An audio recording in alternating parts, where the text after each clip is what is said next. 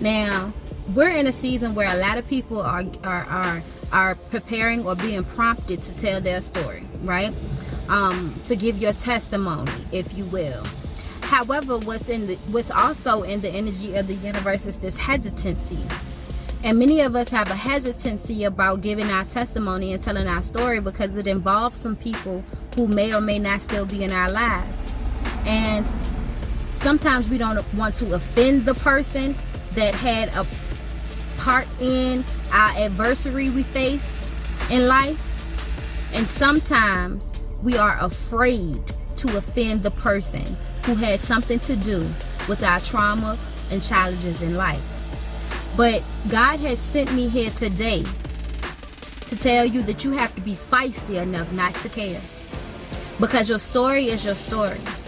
And it's normal, it's natural for people not to admire the bad guy they played in your story. It's normal, it's natural.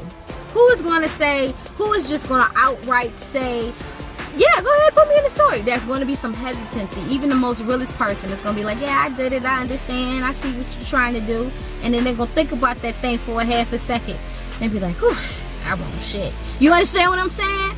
To that person. And so, but God has sent me here to tell you that you can't worry about how someone else is going to feel about the position they played in your life. You can't worry about that. That's not your business. Your business is to testify about what you overcame. Your business is to testify about what you endured. Your business is to testify so you can save a soul. So you can't save souls authentically trying to protect people, right? Oh no, I ain't gonna say that because that's gonna make them look bad. That's not your business. That's their business. And that's a part of their journey.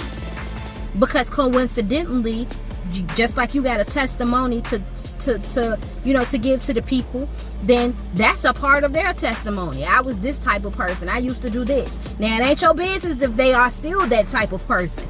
You understand what I'm saying? That ain't your business. Your business is.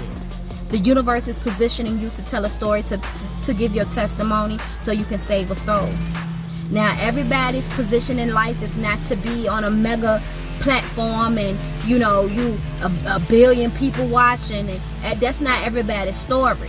You have to release what you think the world can give you from testifying, and you have to be in alignment with what God can give you for testifying in your story and saving a soul of someone who needed to hear your story and how you got through it, who needed to know that they weren't the only one out here in these streets going through something, who need to hear it, who need to see it from another black woman or a black man. Do you understand me?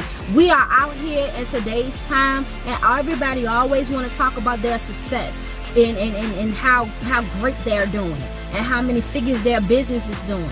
But nobody wants to say, hey, I struggled a little bit. Hey, I had to overcome some things, and let me tell you how I did it. It's very few of those stories around. And the collective listen, God is dependent on you to be that voice.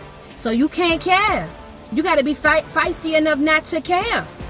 You can't care how the person will feel because it's time for you to unveil the way that they treated you or what they did to you or what they thought they was doing in the darkness, and it came out into the light. Like, it doesn't matter. Oh, they go to church. Ooh, the church people gonna be looking at them funny. No, the church people are going to have the truth about this person, and it's not because that you just went around running your mouth. It's because they just so happen to be a part of your testimony. Am I speaking to somebody here? Because I gotta free you from some bondage, some mental bondage that has you thinking that you gotta protect somebody who tried to kill you. You got to protect somebody who abused you. You got to protect somebody who neglected you. You got to protect somebody who did witchcraft in your life. You got to protect somebody who blasphemed your name across the country, across your community. You don't have to protect them at no cost. The best protection would be you praying to God, asking for mercy, then you taking your hand off of it. Lord, if it is your will, go ahead and make some things happen.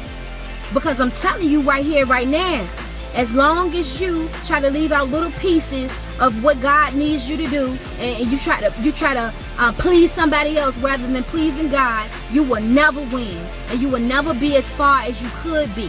You won't even be able to be in alignment, in the way authentic. You ain't even authentic. Let me tell you something.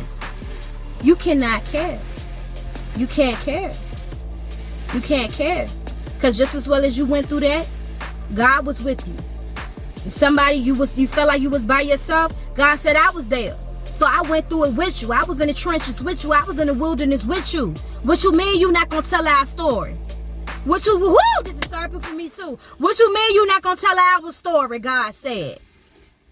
Them people talked about us, lied on us, tried to blaspheme us, do witchcraft on us, tried to steal your purpose in life, tried to do wealth transfers in your life, tried to come against your children, your marriage. What you mean you not gonna tell this story about how you overcame? What you mean you not gonna tell this story about how you won anyway? I wish you would. I wish you wouldn't tell your story. You understand me? And that go for me too, baby. You understand me? You understand me? I wish we would not tell our stories and then ask God to bless something else we got going on. Child, please. You made it. You're alive. And this is your season. The breakthrough already broke, baby. You in it. It's not the same anymore. It's not. The people, even all the things that they tried to do to you in your life, they won't succeed. You won't be affected anymore. I'm telling you, this is a new season. It ain't nothing but prosperity and abundance if you've been doing what you're supposed to be doing. You are now receiving the fruits of your labor if you were doing what you're supposed to be doing. I need you to take a minute to just evaluate your resources. You may not be and have everything that you want to have at the end of that goal, but you need to see that you have made steps in that goal. You have accomplished certain things and you are on your way. You are on your way.